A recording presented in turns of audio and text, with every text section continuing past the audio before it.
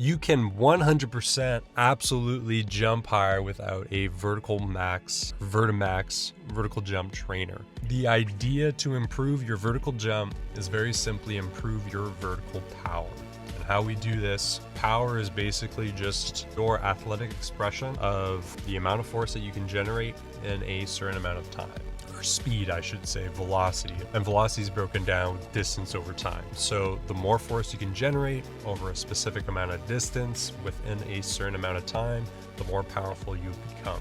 And so what a lot of vertical max trainers do is they're basically putting you into a resisted jump position, and then you're just trying to dynamically take yourself through that range of motion within either a certain time parameter or a certain load that you're trying to overcome. But obviously, I'm not even going to fact check myself right now. I'm assuming those things are going to be 3,000 to 6,000, 2,000 plus. You don't need that. All you need to understand is how to manipulate load and how to manipulate the time that you spend in a movement, which is going to be correlated to load, but it's also going to be related to range of motion.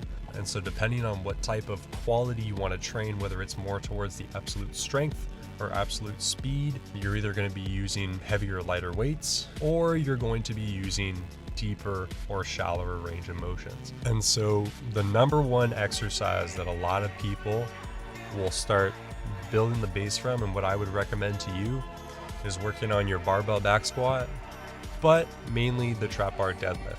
Trap bar deadlift is probably one of the most basic compound lifts that virtually anyone can start at and should start at. It's a great way to build bilateral strength, low back, trunk, strength through the erectors, the posterior chain. Basically, any sort of athletic movement is going to be based around how explosive you are through your hips. Obviously, there's going to be knee dominant athletes and there's going to be hip dominant athletes, but the trap bar deadlift is going to help build up some of that posterior chain, but it's also going to help virtually directly build up that vertical jump position, or the position that you need to jump higher. And usually what I've seen through readings online and just cases on the internet is it's usually going to be right around that 2.5 times your body weight is what's going to help you get in the mid 30s for a vertical jump. And so that would be the sort of exercise that I would definitely recommend over time. Sets of 5, sets of 6, sets of 8, and you're just kind of building that rep range up safely with control.